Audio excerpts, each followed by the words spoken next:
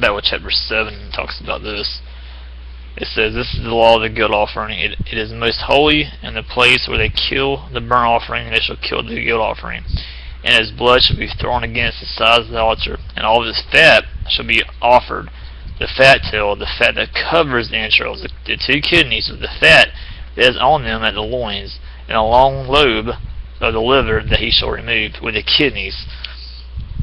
The priest shall burn them on the altar as a food offering to the Lord. It is a guilt offering. Every male among priests may eat of it.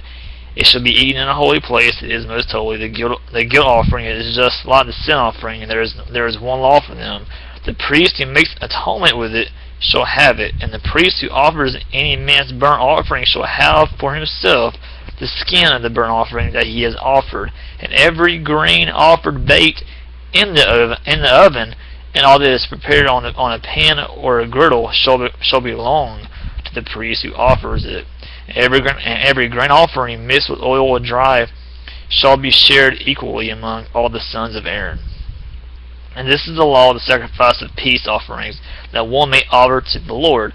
If he offers it for a thanksgiving, then he shall offer with the thanksgiving sacrifice unleavened loaves mixed with oil, unleavened wafers smeared with oil, and loaves of fine flour well mixed with oil.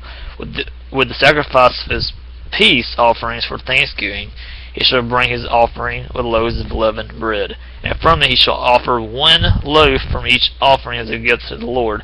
It shall belong to the priest who throws the blood of the peace offerings, and the flesh of the sacrifice of his peace offerings for thanksgiving shall be eaten on the day of his offering.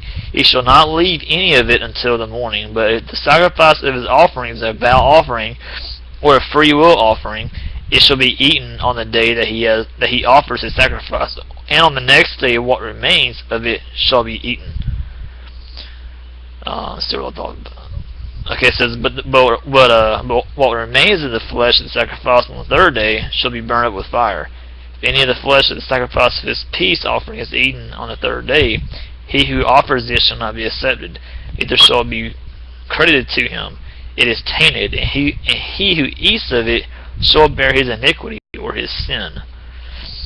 Flesh that touches any unclean thing shall not be eaten. It shall be burned up with fire. All who are clean may eat flesh.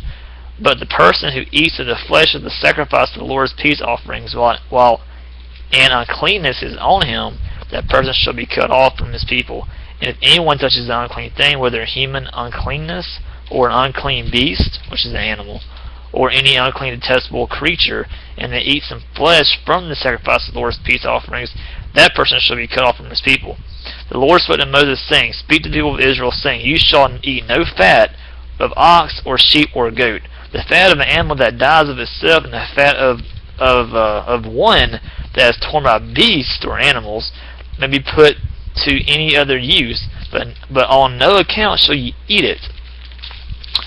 For every person who eats of the fat of an animal, of which a food offering may be made to the Lord, shall be cut off from his people." Let's see. Moreover, you shall not. It says, moreover, you shall eat no blood whatever, whether of fowl, which is birds, or of animal in any of your dwelling places. Whoever eats any blood, that person shall be cut off from his people. The Lord spoke to Moses, saying, "Speak to the people of Israel, saying, Whoever offers a sacrifice of his peace offerings to the Lord shall bring his offering to the Lord from the sacrifice of his peace offering.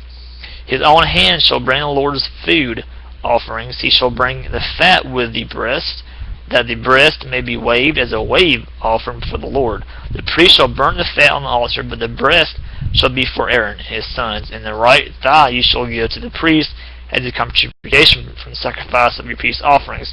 Whoever among the sons of Aaron offers the blood of the peace offerings, and the fat shall have the right thigh for a portion. For the breast that is waved and the thigh that is contributed I have taken from the people of Israel out of the sacrifices of their peace offerings, and have given them to Aaron the priest and to his sons, and as a perpetual due from the people of Israel.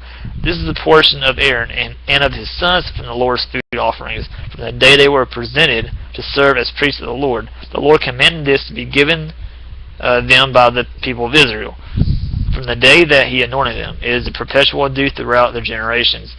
This is the law of the burnt offering, of the grain offering, of the sin offering, of the ordination offering, and of the peace offering, which the Lord commanded Moses on Mount Sinai, which is Mount Sinai, of course, which is in the Sinai Peninsula of Egypt today.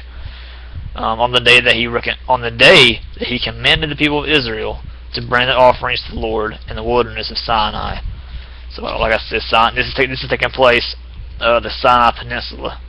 If you look at the map, you'll know where that's at, right next to Egypt, between Egypt and Israel. So this is where it's taking place at. So that's chapter 7. I'm talking about that, and 8's next. I'll be right back.